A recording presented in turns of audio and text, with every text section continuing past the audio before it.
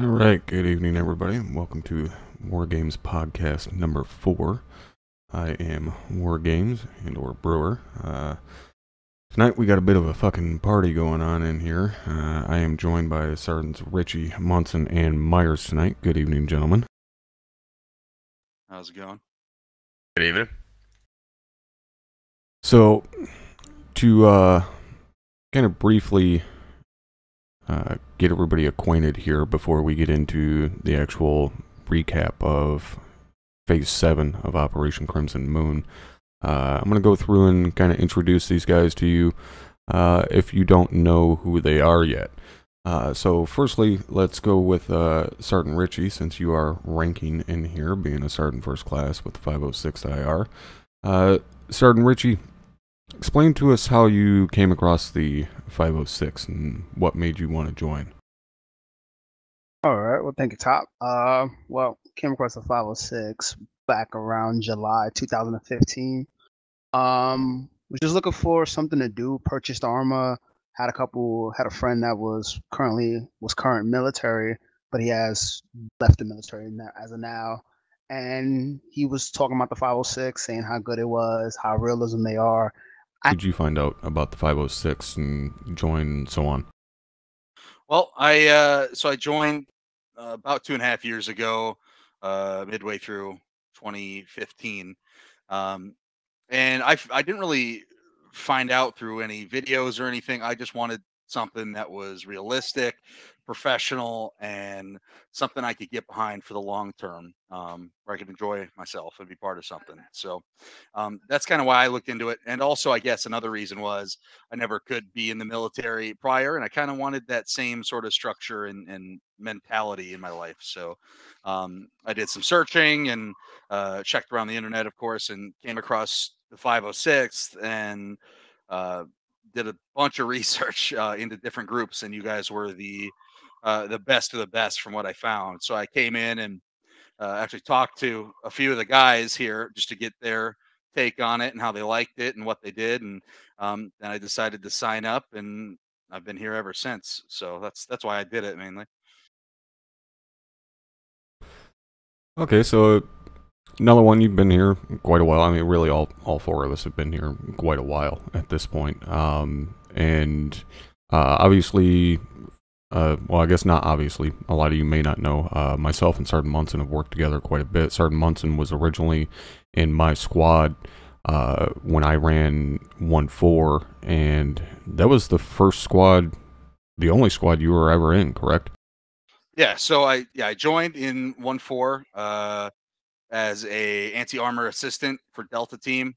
Clicked it, loved what I saw, found the forums, did a little bit of reading up. I did actually originally look at some British units purely because I thought the time zone was going to be a bit of an issue, but I just didn't like the look of any of them. I didn't like what they were all about, so I decided to go with the 506. Applied a little over a year ago. Got done and then billeted in, and then pretty much took the same path as Sergeant Munson did. Got billeted in 2-4 Delta handler, moved up to actually carrying the Moz, and then I moved up into Charlie a little bit later, taking the section leads. Then I stayed around there for quite a while until May, when I moved up and I got given, well, I applied and got the job of Havoc 2-1 squad leads, which is where I am now.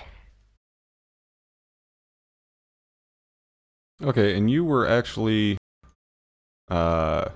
you were in my OSUT class when you came through. I was an instructor, an OSUT instructor by that time when you came through OSUT. Did you have a decent sized class for it? Because obviously I don't remember it. It was quite a while ago, and I do OSUT a lot. So, did you have a decent sized class for OSUT? Yeah, to begin with, it was, I think it was about a class of 5 or 6. It wasn't huge, but it was, moderate sized class. Actually, it was funny, a lot of the people in my class have made it through and are actually still in the unit, which, you don't really get that often, but in my class was myself, Sergeant Beaniac, and Corporal Tell. They're the 3 main guys, from our class that have made it like really. And read documents. I didn't. I came in here with no experience. So Yeah, I'm definitely the only one left. The last one of the guys from my class left a long time ago. But yeah, I had a monster class. We had a class of 16. So I still remember a lot of the guys from my class. But we were actually talking about that before we went live, about how different OSUT is now compared to when all of us went through it, including Myers, who went through it a year ago. With me as an instructor, OSUT has changed drastically even compared to then. Aside from the fact that it's on a different map, just kind of the style of teaching that we do, as well as the exercises that we do and stuff, have just changed so much compared to what they used to be back in the day. Like, I'm sure you guys, that went through it, remember the fucking bounding course on Chernaris. Yep. Yeah, it is definitely nothing like what we run now. yeah, well, that's the funny part. And the same goes for kind of the Mout area. The Mout area that we have now is completely different than what we went through for OSUT back on Chernaris, and the same goes for the operations. It's just it's a whole world away from what we were doing, even what I was doing a year ago or 2 years ago when I started doing OSUT. As we have 8 to maybe 10 hours over 2 weeks to train you guys up. We don't have weeks or months of BCT and OSUT to take you guys through like the real military does. We have a matter of a few hours to fucking get you guys trained up on this shit. So we really hammer them over the head with the basics, and then rely on their team leaders and their squad leaders to go more in depth in it, and it seems to work pretty damn well. Yeah, I think I learned. I mean, like, obviously it taught me the basics, but I think I learned quite a lot in the unit just going into a squad, and actually just different when you're in an operation and you're training with your squad. It comes a lot more naturally, I think. Yeah. A couple of things like the radio baffled me completely. Like, I learned how to use it in OSUT, but for some reason I just could not wrap my head around alternative channels and getting them working until Sergeant Richie pulled me to one side after one of his trainings, and it's like 20 minutes of me talking the radio through, and finally got it. Oh shit, that was you? Yeah. The really fun one is when you start learning how to do 3, 4, 5 radios at a time. Oh man, I can remember the time when I became a squad leader. Even when I was a fire team leader, but you can remember, when I became a team leader, I went straight to a fucking squad leader, like within like 3 weeks. And when I got up on platoon net, that was the most mind-blowing fucking net. I was like, just give me a minute to It's think. just fucking sensory overload, man. Yeah. Well, It my does. first time ever on platoon net, I think I remember turning around to my squad and like, can you just shut the fuck up for like 2 minutes? I can't hear anything. I can't hear myself think. Same here.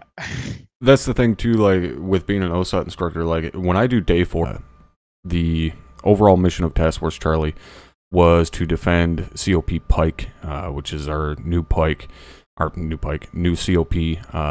just pretty much just south of the capital of NAPF. And we knew that there were Mosin forces pushing into the area, and basically it was just our job to stop them and hold our ground. So got in, and the engineers built us one hell of a fucking cop. Those of you guys, looking at the video right now, I'm getting a pretty good overview of the COP right now. And it was a hell of a COP with pretty damn good 360 security. I myself was filling in, and where the hell were we at? I think me and Drum were in 3-2, maybe 3-1 or 3-1. Yeah, Sergeant that's O'Leary. right. Yeah, we were with Illyri. So we were in 3-1 Alpha. I was AR, Drum was Rifleman. We got set up on kind of the south side of the, southeast side of the COP. I was up in a bunker with the saw.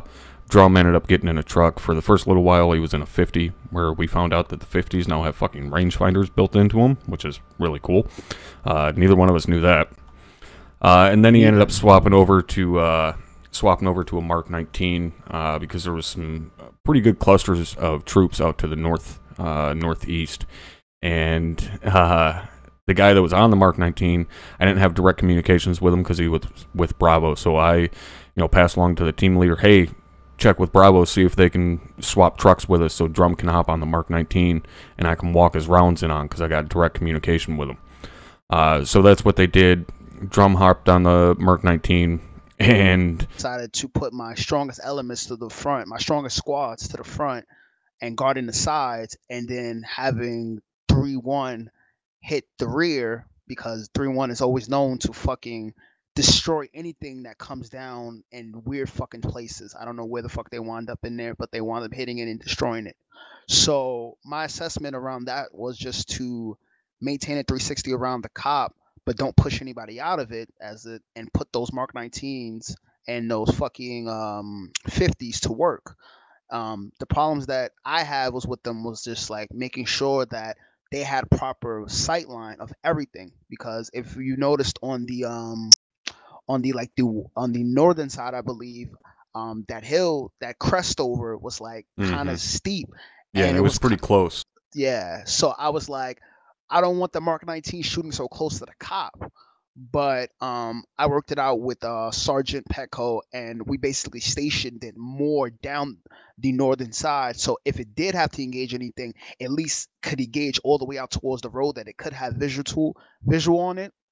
But me, myself, and my new pointed LT, Lieutenant Oliveira, basically assessed the cop and basically said, yeah, this is where we want to put the squads. The original plan going into it was we were supposed to push out to 4 points, basically creating a boxed type of defense, and basically having a squad spaced out about 400 to 500 meters. But I kind of had a feeling that the cop was going to be where we stayed. Usually in defense operations, we usually stay within the cop. So we just waited for these motherfuckers to come. And some guys may think, well, that's kind of annoying, because you're in a battle situation. You should be heated. You should get excited. And yeah, some people do, and, that can be good for immersion. But there is people like that in real life that, just no matter what's going on, they're calm as fuck, super collected on the radio. And that can be really nice, too. When everybody's fucking freaking out and you have that one person come across the radio that's just like, all right, look, we're going to do this, this, and this. Let's get it done. Like, that can be really nice for your confidence and your morale. Yeah, it serves its purpose on that. Like myself, I'm calm, but I play my platoon sergeant as I play it. I'm supposed to be the person that goes, shouts in your ear, do what I do. Just do it in a way that I put confidence into you. But if you are doing wrong, I'm going to tell you in the field you're doing wrong, and right. Set your guys right and do it this way. Right. And so the attack basically began, as I said, we just started grabbing targets and eliminating them. And Munson and Myers as Zeus, what was your guys' mindset going into this? Obviously your main mindset is just, kill us, because that's the goal of the enemy commander. But what was kind of your mindset at the start? Did you think you were going to be able to pressure us pretty well at the start, or did you, look at that cop and say, oh, fuck, this is going to be more difficult than we thought? Yeah, once we got in, I already knew where the cop was, and I knew kind of the general lay of the land, but I hadn't seen it being built. Once I got in, I looked at each avenue of approach that I was going to use. Really damn good visibility, pretty much all round, which was, pretty damn nice. Yeah, and I'm looking at the footage now. Where you're looking at now, that was maybe one of the only avenues I could use for a relatively large flanking maneuver, to use that tree line to try and get down and really into the cop, and they couldn't make it. They had to cross an open field. There was no sort of, you can see there in the video, between you and just those trees there off to your right, there's just open ground. Mm-hmm. They had nowhere to really hide, and even that tree line was quite thin, so I tried it, and they got schwacked. Yeah, we weren't really in danger at any point until the IDF started, and I'm not sure how many mortars you guys had dropped towards the early part, but that wasn't really too much of a threat towards us. You guys got a little close to us at a few points, but obviously anybody that watched it live knows where the big threat came from, and that was the BM-21. When that BM-21 hit, I instantly knew what it was. Nobody had to tell me that was fucking rocket artillery. When those things hit, I know what the fuck they are, and it instantly fucking takes me back to journalists. And I hate them with the passion of 1,000 burning fucking suns. That being said, when it did hit, and I turn around and look over my shoulder, and I think Heckman put it the best when he said he looked like a fucking Roman candle. I look back, and there is a jet of flame probably 5 feet above his head, spitting out the top of the turret. And I was like, yeah, it's on fire. You should get out. But we were laughing about, as soon as that operation were over, I mean, I know Munson, you were there in channel with us. I mean, there was probably fucking 6 or 7 of us in channel just laughing our asses off watching that after Heckman clipped it. Like, yeah, motherfucker, you're on fire. Hence the shitty fire graphics at the bottom of your screen. Get out of the truck. Yeah, I forgot. I forgot Armor still has that, doesn't it? If you Yeah, it looks. It looks like some shit. horrible fucking Photoshop Like that you would clip do art. when you're 13 years old. Yeah, that's Uh, why funny. every time on top of that gun, I have to tell the driver, like, hey, if this shit goes on fire, you gotta let me know, because I can't see that shit. It looks so fucking weird. I'm just like, Yeah. what is that? But Is that burning? I smell. is that Right. Is that my leg cooking? Like, what is that? Suddenly craving barbecue. It's got so hot in here. But yeah, like even in the middle of all that, like I had to chuckle a little bit. Like, yeah, motherfucker, you're on fire. But that was probably the scariest moment for us, was because of that BM-21 grad hitting. And I know it caused casualties. Guys were fucking chewed up all over. And at that point, we were being ordered to move back deeper into the COP, which we were doing. Yeah, exactly. You might as well fucking do it while you can. Yeah, it's one of those fun aspects of it, but you do it when you do it when it's at the time. But I usually don't make a habit of trying to show off in those moments. Well, especially me and you. Like, me and you banter back and forth with each other quite a bit when we're in server anyways. We're always busting each other's balls on something. But me and Drum do the same thing. Like, we're not fucking super goddamn serious all the time. Like, we'll talk shit to each other while we're sitting there engaging targets, because it's what guys do. So it's nothing for both of us to engage a target and us argue for the next 2.5 minutes about who actually killed them. Yeah, and that's the fun part that keeps people here, is that brotherhood and that friendship and that funny aspect. I do it with Drum when we were just before, back in the day. I was scared in the past to do it, but as time went on, I talked to him and he talked to me, and I did it with you. It's just one of those things, is that it's a fun passion. There's a time when it goes too far, and then we have to step in. When you start talking about fucking Candy Crush and dumb shit like that, then we step in. But if you're talking shit like, I shot that guy in the neck, no, I shot him in the head, I'm taking chuckles to that on my mic because it's funny. But the fact is, I'm playing my role. But sometimes I do have to tell you to shut the fuck up if I got multiple nets going on in my fucking ear. But and it's that's that sense. That's, as we told you before, that's why we always ended up filling in for 3-1 back when you were either team leading or squad leading for 3-1, is because we always, you always made us laugh, especially when you laughed at, or when you yelled at guys. So that's pretty much the main reason we always filled in with 3-1. Very quickly to answer becomes, okay, let's make this mission as fun as we can for the guys. Let's continue to basically give them stuff to shoot at, is really what it boils down to. So that's pretty much the mode that you guys went into, right? Was just, all right, well, let's make it as fun as we can for them. Yeah, pretty much. We kind of realized you guys were going to keep holding that thing, you know, even close before the BM-21s. I mean, you guys were holding that with an iron fist, and I don't think there was anything we could have thrown at you short of nuclear blast type stuff that would have gotten you unseated out of there. So yeah, we tried our best to keep it entertaining, try to, you know, throw some curveballs at you guys. We tried to do some more advanced flanking maneuvers and some unconventional stuff, you know, with the infantry moving them into weird ways and stuff like that. And of course, we had the BM-21s, the MI-28s or 4s. I forget which ones we sent. Oh, the fuck yeah, they were not to be used again. They ended up actually taking out a squad of friendlies.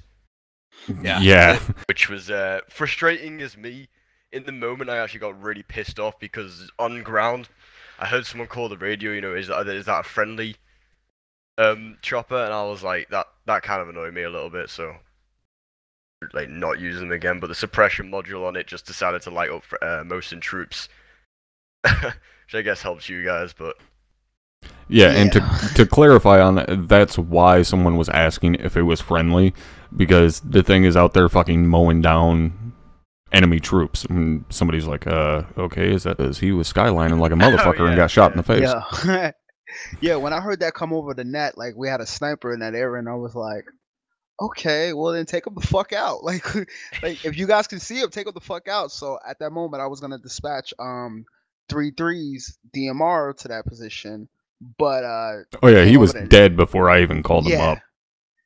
Yeah, and it was just like Burrow took him down. I was like, well, fucking good Burrow. Just yeah, I fucking smoked him in the face and was like, all right, just kill the bush Wookiee out to the east. Yeah, but yeah, so that was pretty much the entirety of the mission. Really, it was just kind of, you know, sit back and kill a bunch of fucking bad guys and try not to have a BM-21 grad rocket crawl up your asshole. So mission complete was called. Mission success, obviously. And then Sunday, we went into Task Force Bravo. And for Task Force Bravo, I was Task Force Commander. Richie, where were you filling in at? I was filling with Sergeant Pips and 2-3. I was their auto rifleman. Basically took up the same loader that you had in Task Force Charlie.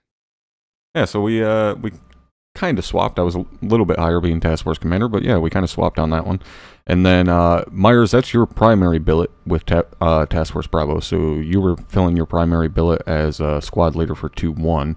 And then Munson, who were you with? I actually wasn't there for that one. Oh, well, in that case, fuck you. So you didn't get to enjoy the fun of those badass Bravo that was over there? Charlie, though. Was it Charlie? Yeah. Yeah, there was a barn sitting right there. And at the end of the operation, I was up in that barn. I had a fucking really nice murder hole up there. And that's pretty much exactly where I'm sitting now in the video. That terrain clearing tool in Eden was used to drop the barn and build the COP. And the same thing was used to kind of clear the area around COP Warlock and build all of those bunkers along the ridgeline there. So when I got in, and basically once everybody got in and we kind of started getting people set up, I was all the way out at the far end of the bunker line, which is kind of a habit of mine. I always like to be, you know, up front. I have to know what's going on. I need to see it myself. I don't like relying on, you know, communication via radio. It's incredibly important, but still, as Task Force Commander, I prefer to see it myself. So I was pushed all the way out on the farthest flank. And when I first got set up there, I had told 2 to give me, you know, a rifle squad with a weapon squad attachment. They get there, and it was just way too many motherfuckers in the little area that we were at. So I told them all to fuck off and just leave the weapon squad there. Yeah, that was me. Yeah, that was Myers. Did kindly tell me to fuck off. I mean, I turned around, I saw the bunker was just stuffed for people, and I was like, this isn't going to work. We're either going to get told to move or... Yeah, it was a total fucking sausage party in there for sure. Nice bunker. Yeah, very nice bunker, which is why I took it and told you to fuck off. So yeah, weapons stayed there because we had an MSR, northwesterly running MSR, and that was the high singular one. So they were basically trying to flank around to our left flank and come in behind us. and it didn't really work because we were ready for it. And they basically ran into a wall of infantry, beating us up in all the bunkers. And at least from my perspective, there wasn't really any point where we were in all that much danger. Even getting hit with the IDF, the bunkers were so well built. I didn't really feel in that much danger at any point in time. And even when the IDF was getting really heavy, I had ordered Havoc 2 to pull all the trucks away from the bunkers and pull them back down slope. That way, if the trucks did get hit, the cook-off wasn't a danger to any of the guys in the bunkers, which worked out pretty well. We did end up having a couple vehicles cook off, but yeah, I didn't really feel in danger too much at any point in time, especially from the infantry. There wasn't shit they could do. You know, we were seeing them from 1,000 meters plus out. They were having to close that distance. We had a couple weapon systems capable of engaging them, as well as mortars. And air assets for the first half of the operation were working on, you know, taking out anti-air threats. And once those were gone, you know, air assets went to work and really just I pretty much cleared them to go fucking scorched earth on that entire face of that slope to our southwest. And it didn't feel like there was shit the enemy could do. What about you guys? Did you guys feel, you know, really threatened at any point? Well, from my point of view, sitting with was actually filling with drum using my battle buddy. That was noticed pretty quickly, was that we were fighting PRNA troops, which we weren't supposed to be. We were supposed to be fighting Mosin troops. That was a mistake on my side, as well as a mistake on the Zeus' side. Sergeant Brewer, the other brewer, medical brewer, was Zeusing for that operation, and it was his first night solo. He wasn't supposed to be solo, but he ended up being by himself. But it was his first night being primary Zeus on an operation. And those of us that have Zeused, defense operations are not fucking easy to Zeus. They're very, very difficult. You have to work your ass off to make those missions even the slightest bit difficult. Well, his issue was that he didn't realize that the Mosin troops were under the independent faction. So it was just a very simple mistake of me not relaying it to him and him not knowing that the Mosin were under the independent faction. So that's why we were fighting PRNA troops. So in the operation, we just played it off as, you know, oh, well, they must still have some fucking guys left in this area. That simple, you know, so that explained that away pretty quick. So that being said, yeah, we were fighting the wrong guys, but it still, you know, still worked out. And, you know, we dealt with some armor here and there. We had, you know, armor rolling up over the top of the ridge line out to the west and as well to the south. Those were dealt with fairly quickly, although there was a couple times that some BMP-3s got some shells off. And when those big cannons, when those big motherfuckers shoot at you, you know, I was, like I said, all the way at the end of the line of bunkers there, and I was watching those rounds come out of the barrel. Really close to us. Maybe. So, Okay. Or tell. yeah. I'm not sure if they were assuming their billets or whether one of them had AT. But yeah, that rolled up right below my squad, so I had everyone kind of ducked down. I had the two riflemen up there, just like trying to find a shot at him. By the time we came over the slope to hit it, it had already been dealt with, so we pushed back in. Oh, there we go. The guys in chat know. It was Cheney and 2-2 that ended up taking that out. Oh, was it 2-2? That was next to me then. Oh, that's fucking damn, goddamn it, we should know. Yeah, this so stuff. you're all wrong. Fuck it. So yeah, that was a little bit scary there for a minute because again, 2-4 couldn't engage it, and that thing was able to close distance very quickly. And had they start putting in work with that fucking autocannon on that BMP, that could have been really bad really quickly. But luckily that AT4 shot was able to get off, and you know, that's something that we preach all the time. Like, you know, if you have an AT4, if you're capable of taking out a piece of armor and it presents itself, fucking take the shot. Don't wait for a weapon squad to fucking hold your hand. Like, take that shit out immediately. So getting on into the operation, obviously we had the trucks with us, so we had a shit ton of supplies, but I still wanted a resupply ready for us, just in case, if for some reason we needed it. So we got a bit of a lull in the action, and I went ahead and relayed to Dagger, get Phoenix in here with a resupply, just so we got it here. So me and Dagger pushed kind of to the center of the line of bunkers. There was a nice gap in between some of the bunkers, and we just watched over them while they went down there, so no enemies could sneak up on them. But yeah, he was attempting to land the bird in front of us.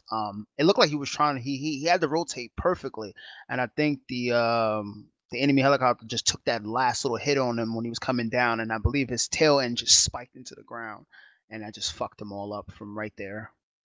Yeah, and that was a bit of a shitty situation, and unfortunately, the guy riding in the back, they weren't able to pull him out of the bird, but they were able to get the pilot out, and I relayed to Dagger, once the pilot's out, have the medics work on him. Once he's able to move, get yourselves back over to my position. And while they were doing that, my bunker actually got hit by mortars, and we had been searching for the mortar tubes all goddamn night. Every air asset was tasked with finding those mortar tubes, and they just could not find them. So once the pilot was about ready to move over, like I said, that's when we got hit with IDF, and one of the gun trucks that was still in the area ended up getting hit pretty good and started cooking. And it was almost an exact repeat of what had happened with Drum. Sergeant Aldridge was up in the turret, and everybody's yelling at him to get the fuck out of the truck, and he's still engaging targets. I'm presuming to try and get fucking payback for Phoenix, because everybody was pretty well pissed off that one of our birds just got shot down. So everybody's yelling at him, and I actually talked to him not that long ago, and he said he could hear, at first he heard one person yelling at him to get out of the truck. I've been in those situations where you just had to run into the fucking buildings getting shelled, and I'm like, get the fuck out the building, and it's like, yeah. I'm just getting hit all around, and I'm just saying, get out the building, I'm the last one out, and I get shot. I'm just like, hey, it's my job. Yeah, he did. Yeah, did job. Yeah, the IDF was pretty. It was accurate as fuck, and I'm not surprised it was that accurate. They had direct line of sight from radio tower, the only warning center, onto the bunker position. But I think you were at your far bunker, and it got nailed by IDF, so you came over to us. I think to I can't remember whether you just wanted to switch positions, but you came over to us and you got hit by IDF. And I think I just saw you running away from fuck this place. Yeah, I came over there and it started getting hammered by IDF. I was like, nope, fuck this, we're going back. Yeah, it got pretty hairy. Then. And yeah, to answer the question there, as far as 2IC for the task force commander, then at that point the platoon leader takes over command. Dagger, if they're up, will relay to the platoon lead that task force commander is down, and platoon leader is now orchestrating everything until the task force commander gets back, if they get back. So yeah, it basically just goes down the chain of command as far as succession. And now you guys are looking at the part in the video where Drum got turned into a fucking roasted weenie. So yeah, that really was a shitty situation, losing the bird there, and also losing the resupply. But we recovered from that pretty well. I know at one point there was a mass cas from IDF, and myself and the medic moved over there. He helped out with that, and we just moved back. But we, especially after that point, there was no... We got to do the mental warfare thing here and there a little bit. But to kind of go back a little bit to what we were talking about there for a minute, as far as, being ballsy, but, it being the job, you'll kind of catch quite often that even those of us in leadership, even in command, even as a task force commander, there's times where, if guys are froze up on the corner of a building or, something like that, and they're just not breaching, I'll breach. Or if they're not moving up and they should be, I'll start moving. Because you have to take that initiative. And it's kind of one of those, either follow me or see what happens if I don't have fucking backup. because you have to get the guys moving. So it falls on us a lot of the time to take that initiative when somebody else won't. And that was kind of the same situation there where I jumped into that truck was nobody else was taking the initiative or had the foresight to go, oh, maybe he can't hear us. If I hop in the truck, he can hear me over the intercom. But I did have that thought, and I wasn't going to take the time to tell somebody else, hey, hop in the truck, and tell them, no, fuck that. It's much quicker for me to just do it myself. Had I waited for somebody else to do it, he may not have been able to get out. So yeah, sometimes we have to put ourselves in shitty situations and take that initiative because somebody else isn't doing it. Yeah, I've had that same thing happen to me where people have said, "Oh, why you didn't just pass that down to me? You was right there." I'm just like, it would have took too long. I was right there. I assessed it and just shot the motherfucker in the head or did what I did. And that's took the far corner. First one in. I look behind me, no one's behind me. There's a guy in the corner. I spin around, took him the fuck out. Went to spin around to get the other guy in the other far corner, managed to drop him and he dropped me. And when I came back up, and it was with a sergeant. I forgot who the fuck the sergeant's name was. But I got back up and I was like, who the fuck taught you how to breach? And then after that, he wanted to fucking counsel me for it because I called him up. I'm like, you're fucking fill-in. I know the fill-in policy. And in that time, but they never counsel me. I have no fucking counselings on that. And that was because at the time, I would think it was Oliveira, Sergeant Oliveira. That's when he was my squad leader. He fucking said, that shit ain't gonna go on his record. That's bullshit. You didn't breach right. And I recorded it. That's what saved my ass. That's why I record to this fucking day. So, but it's one of those things that you just have to be here to take the initiative. And, and that's, if you notice that's what a lot of our guys, they're scared to take that wasn't because I think they're scared to get yelled at or they do something wrong. We're going to yell at them. I don't usually yell. I don't want to always tell you what the fuck to do. Yeah. Just do it.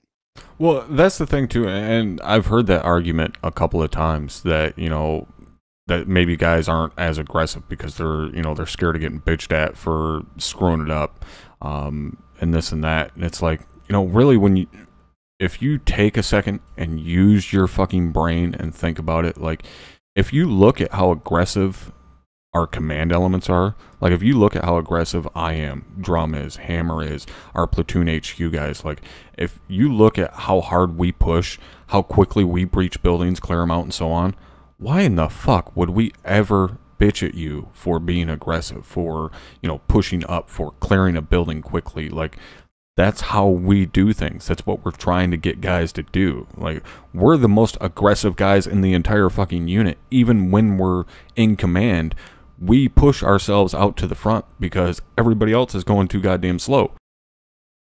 Right. Yeah, but, one of them, he talks about failure and how failure is not a bad thing.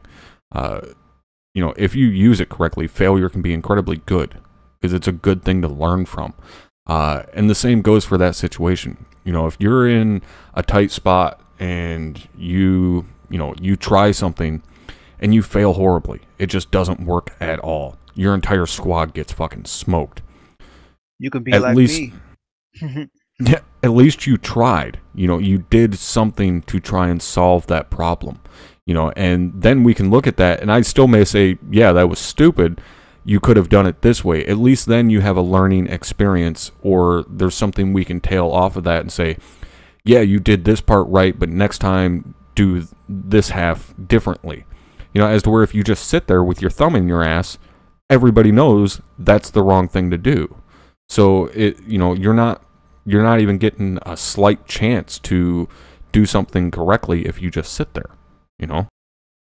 Yeah, if you remember back when I think it was the operation, I think it was fucking 0317 or 02, one of the two, when 3-4 got captured, that shit fucked me. Like for a long time, is because it just was a bad situation all the way around. No fucking Android, the communication with that squad was really fucking poor. And at that moment, and I had other squads that I was micromanaging in that sense, so I kind of lost track of them. And I was like, fuck. And when I kind of got track of them, they were too far up from the entire fucking task force. and I had to push all the elements. And this goes back to the initiative part because none of my squads would take any initiative to go get 3-4. We had all the same nets. It's not like every squad shares a fail. I failed fucking a lot. I failed a lot of times with platoon. Just a fresh person coming into this shit. I had to fail to succeed, and now I'm succeeding because I'm doing really good at my fucking job now. So it's showing that failures do work. It's the way you move on from them, you know. Yeah, and those guys getting captured, that actually kind of brings us on to our next talking point, because you know, by the point, like I said, after Phoenix had got shot down for Task Force Bravo, you know, that wasn't the end of it. We still went for quite a while, but it had pretty much calmed down at that point. It was just, you know, shooting fish in a barrel. And we had, you know, seen the 3 guys. I let them go, and eventually called mission complete at that point. So it was yet another mission success, because we were able to defend the COP. And talking about those guys getting captured, you know, the guys from 3-4 back weeks and weeks ago now, that brings us on to what we're going to be talking about tonight outside of the operations from last weekend, and that is everybody's fondest memory, or not even fondest memory, but just kind of their most memorable thing to happen in the unit, whether it be in an operation or in a training or so on. And this was a topic that was suggested to me by Cope from Twitch. He is one of my Patreons, and this was suggested via Patreon that we talk about, you know, our most memorable situations in the unit. So let's kind of go down the line here. I'll go last because I'm special. So Richie, what's your most memorable thing about the unit, whether it be operation, training, whatever? Well, my most memorable moment is the first time I got to roll with you. It was a shocking moment, and that was one of my achievement moments in the unit. My funniest moments in the unit is when I was back in 3-2 under Beard, Sergeant Beard. Oh, Jesus. Best fucking leader I ever had. So we had this one fucking this one private that just was fucking bad. I'm not gonna say his name because I'm not gonna put him on the blast like that. But we had this training, and I just became fucking team leader with Beard, like cause we had switched over to fucking 3-1 and all this shit, and we were running together, and we were doing this training where we was supposed to be fighting in a woodland terrain. Wait a minute, was that the one with the light fog? Yes. I remember that training. Yes. Yeah, I know what you're talking about. Go ahead. So me and Beard have this thing where we know each other, like we know our movement, because we were working together for almost a fucking year and like 3 or 4 months. So we got to that pattern where we knew every movement, where we weren't communicating like that. But as for being on a net such as squad net, we had to communicate. So we let our squad leader know at the time, Lieutenant Aston, aka Sergeant Aston at that time, know what the fuck we were doing. So this one time we're just fucking going back and forth. No, I'm gonna flank left. No, I'm gonna flank left. All right, I'll flank right. We're just doing this back and forth. Fucking Aston comes over the net. Now, if anyone knows Aston does not fucking scream. Aston screams on the top of his lung, "Shut the fuck up! I'm trying to get something to point." And I'm just like, who the fuck is that? He's like, all right, this is what we're gonna do. And the most dramaticest fucking way. And then the funniest shit, we came back, and Beard just comes out of nowhere and was just like, shit, Sergeant. I didn't know you was on your fucking monthly period. It's to the point that we knew everyone was on the net, and this is like when the policy just went into effect, and all the entire fucking squad just stopped in track, and we all broke out laughing.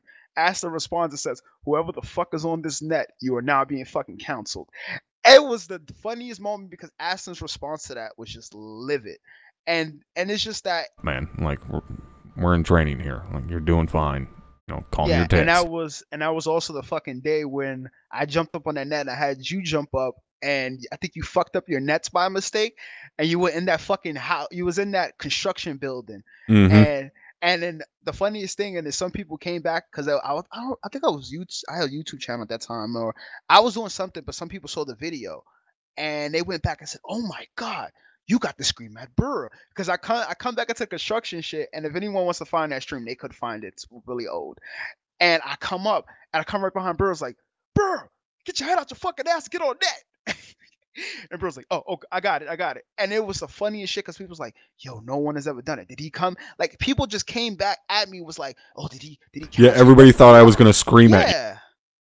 Yeah, I was just like, no, like it wasn't even like that. I was scared because I was like, what? I was a specialist at the time. I was like, he's gonna fuck me up after this operation. But fucking bro comes on my channel, was like, Richie, don't you ever scream at me again. But that shit was funny. He said I had to get my head on my ass. It was just hilarious. And that's what people don't realize is that most of us that are at the top are funny fucking people. We love to have fun, but it's just in those moments we play our roles correctly and we do our roles the way we're supposed to. Well, I mean, you're funny looking. I don't know if you're just flat out fucking funny, but you're just one goofy son bitch. You wasn't saying that last night, but it's okay. Well, yeah, I got to do something to get you in bed. So let's go to the next one. Munson, what's your most memorable fucking happening in the unit? Okay, well, I'll be a special little snowflake because I got two of them, I guess, that kind of shaped how I do things now.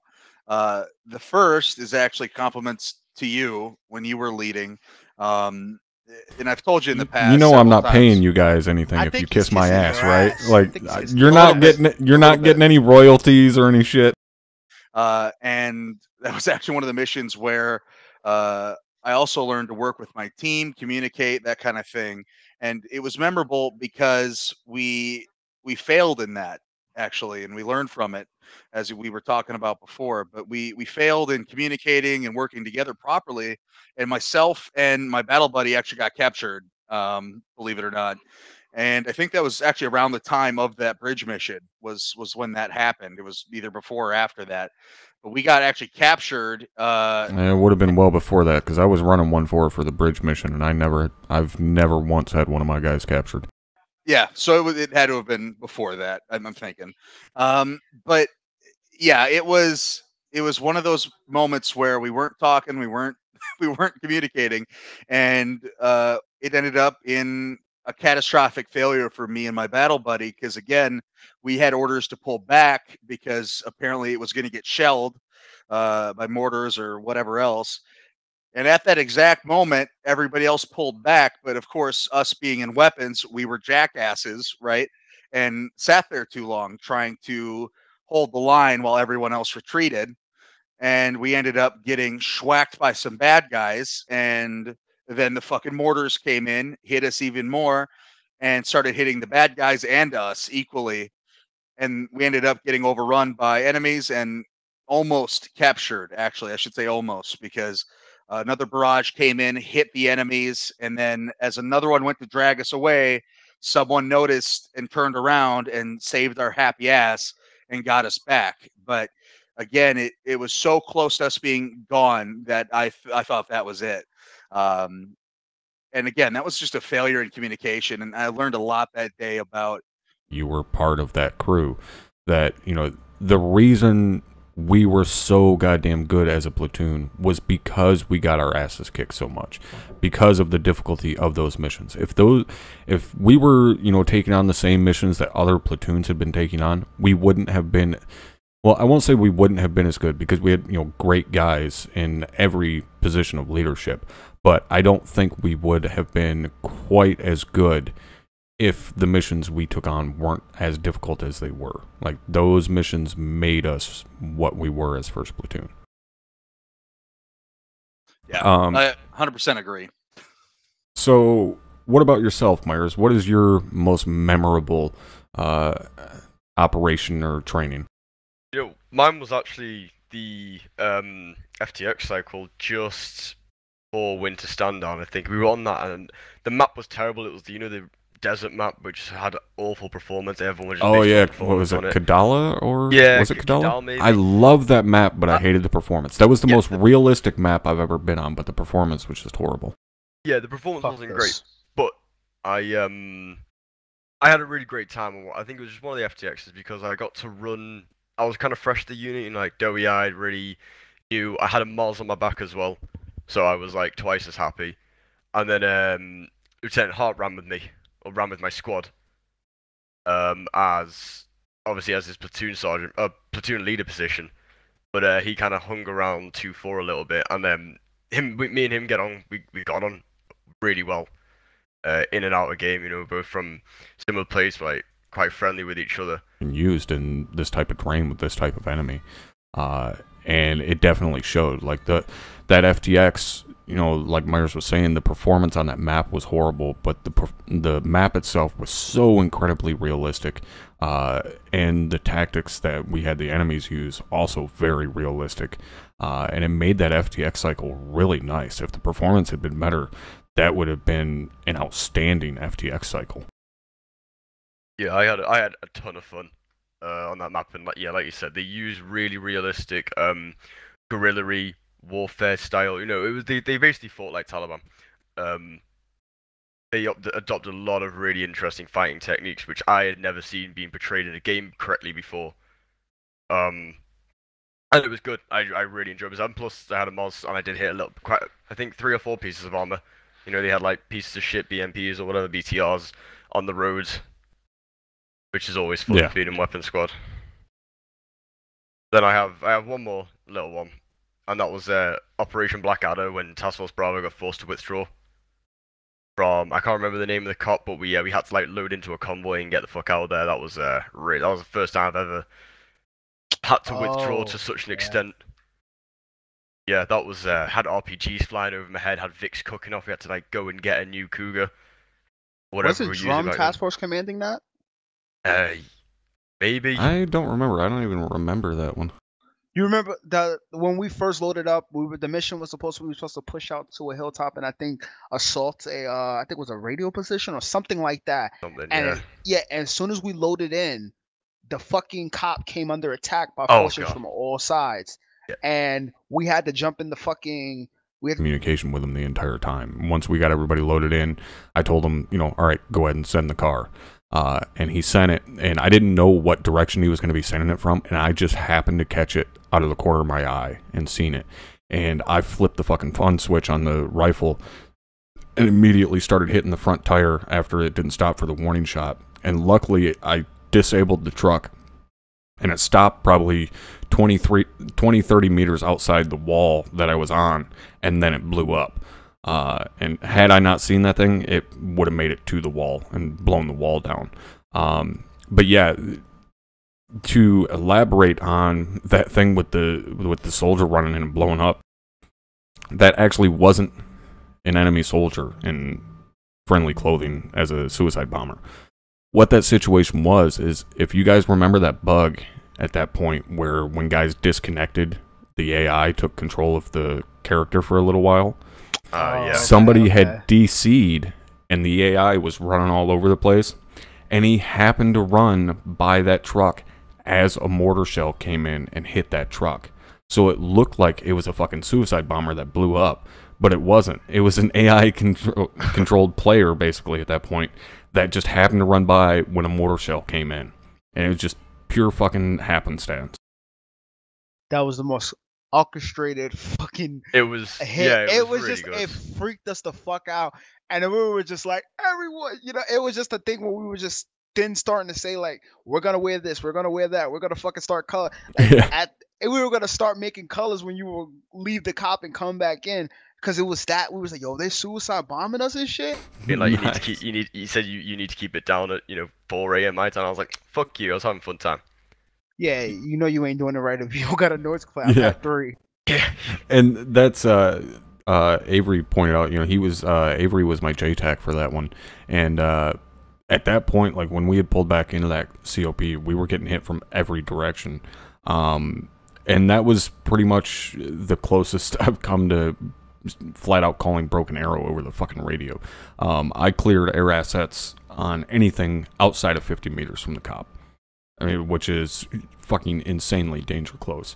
But I told him, if you see a target, you are free to engage with any fucking weapon system you please outside of 50 meters. That operation was bad.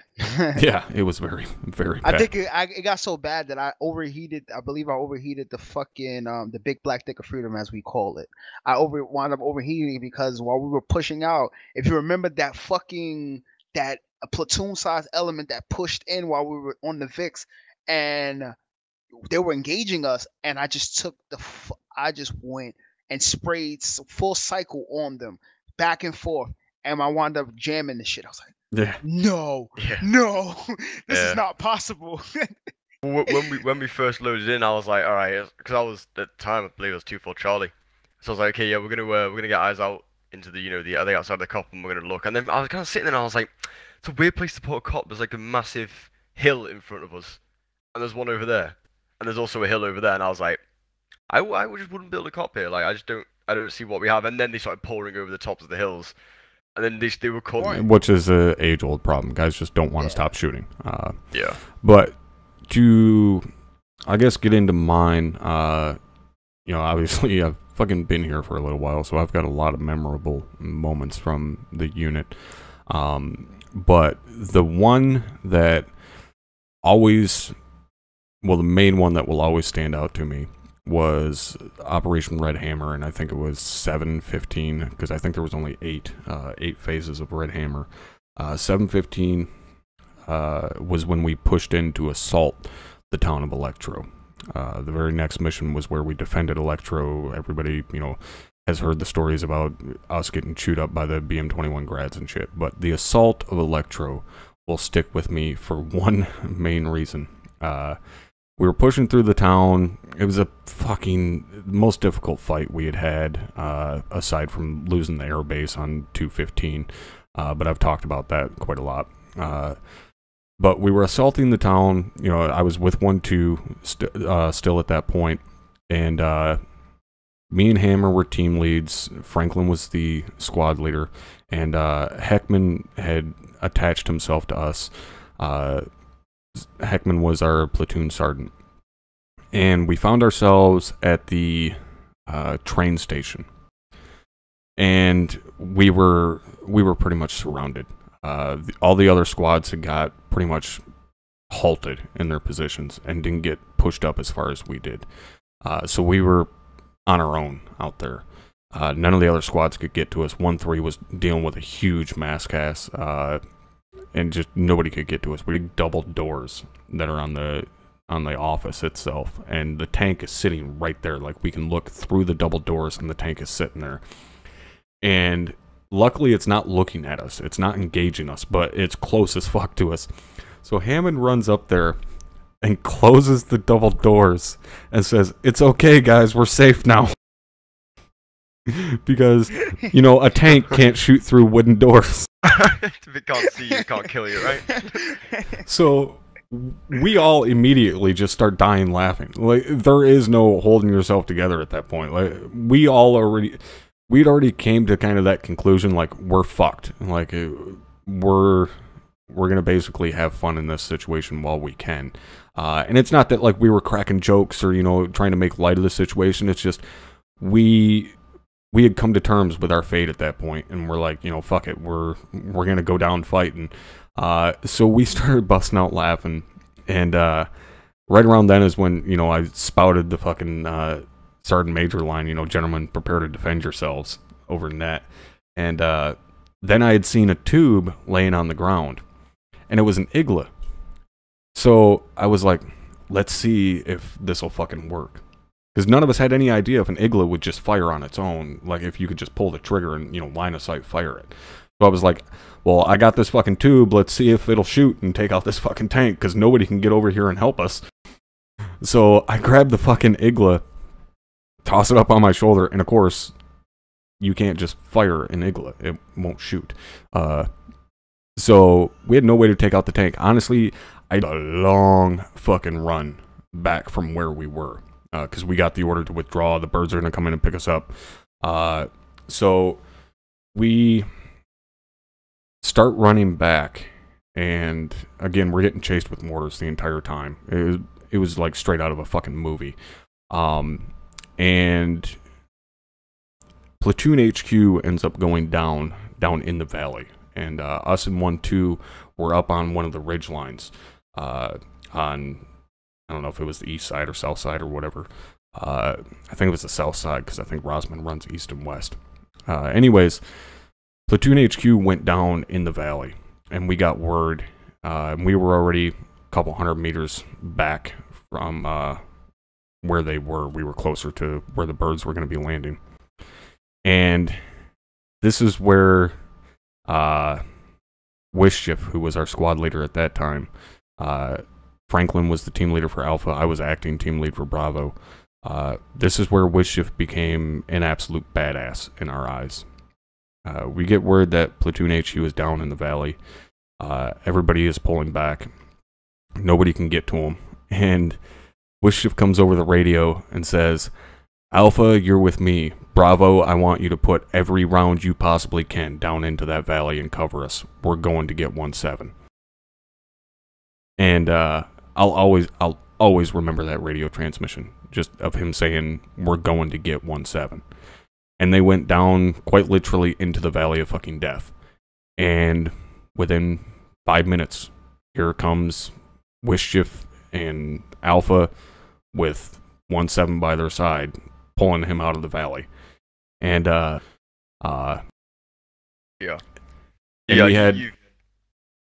Go ahead. I was gonna say you've gone over this with me a few times about the importance of like obviously, you know, people don't get left behind ever. That's, you know, the whole thing with most military forces. But like you've always said to me, if your friends are getting tracked down there, you know, they're your fucking guys. They're like getting hit, and if you will move heaven and hell to get them back.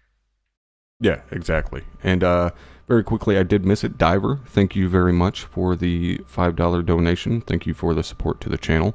I will make sure to get you entered into the raffle, which we'll be giving an update on here in a minute. And the last thing I want to talk about, because that situation with the Rosman Mile and Wishift going down to get those guys, you know, brings me on to basically a rehash of kind of that same situation, and that was in the first FTX where I was squad leading 1-4, and that was in Ziwasogo. We were tasked with going in, assaulting this town, start the assault. It turns into a shit show immediately. Brawler gets taken out like right away by mines or RPGs, something, within like the first couple minutes of contact. We start getting hammered with mortars, but we keep pushing forward. And we get into the town a decent ways, and it just really turns into a shit show. Like, there was no way we were taking that town. And we get the order to withdraw. And at that point, again, I was running 1-4. I was squad lead. Heckman was still platoon sergeant. And Avery was our platoon lead. So we're pulling back, and we had 1 or 2 Urals worth of troops show up and dismount. And we pushed up and got to Heckman, and it was an absolute fucking nightmare. There was guys hitting from all sides. We were fucking returning fire best we could, laid down a wall of smoke, patched up Heckman, and pulled him out. And by the time we got to the birds, my lead machine gunner, Lee's, he had ran every single round he had through his 240. He was completely out of ammunition and had picked up a rifle from the enemy and was using that because we just went through so much ammunition, even though we didn't even make it all the way through the town. And we kind of held the line while everybody got loaded up on the birds, and we were the last ones to get in. And that was my first time ever leading 1-4, was that operation. And it was my first time ever not necessarily disobeying an order, but telling someone to fuck off on their order because I was going to get a friendly. And so that'll always stick with me, that, you know, those two operations being months and months and months and months apart, we pretty much did the exact same thing that Wishift did back in the Rosman Mile. So that one always sticks with me. So that is kind of our most memorable situations of being in the unit. You know, we've had some really good times, and, you know, like Munson was saying, some second place will be a Corsair K70 mechanical RGB keyboard, which is the same keyboard I am using. Third place will be a HyperX Cloud 2 headset, which is the same headset I did use previously. It's the same headset that Richie is using, and Richie, I'm pretty sure you recommend it, correct? Oh, fucking recommended all the way through. Comfortable as fuck. Fuck yeah. And fourth prize will be a Corsair Schematar RGB mouse. Again, same mouse I am using. Very, very good mouse. So those are the 4 prizes for the raffle. The raffle will be running for another week. So next week, we will be drawing the winners for that raffle. We'll have 4 separate winners, unless you're incredibly lucky and get your number drawn twice, which is a possibility. So yeah, next Wednesday, at the end of the podcast, I'll be drawing the 4 winners for that. Last I looked, we had, I think, 22 entries so far into the raffle. So again, check out that link, minimum of $1 to get into the raffle. So if you want to pay $1 for a chance to win a $500 graphics card, you know, I would definitely recommend it. Even if I wasn't running the raffle, I would sure as shit do it if I didn't have a 1080. But that being said, like, you know, you got a week left before we draw the winners for it. And, you know, good luck to everybody. Again, there's about 22 entries so far. Those are pretty goddamn good odds to win one of those 4 prizes. And hopefully you guys will, you weren't able to listen to it at all, whatever, which if you're listening to me right now, you got to listen to it. You know, check out my Patreon. You can get early access because this won't go live again on YouTube until next Wednesday. Or you can send us in ideas for the next podcast, as well as potentially be a guest on the podcast. So make sure you check out the Patreon, see if there's anything there that interests you. But that is going to be it for the podcast tonight. Here shortly, we'll be getting going with the Secret Squirrel op with LaRue. And hopefully you guys will be able to join us again for that. Hopefully you guys enjoyed tonight. Richie, Munson, Myers, anything the 3 of you would like to say in closing? Just like to say thank you for having me on the show. You know, it was fun. Never did something like this before, but thank you again. Yeah, and for me, again, thank you as well. Haven't ever had that opportunity either, so it was fun. Thank you. Yep, same for me. Thanks for having me. Enjoyed it. All right. Excellent. Thank you for joining me tonight. And to everybody out there watching, again, hope you enjoyed, and we'll see you next week.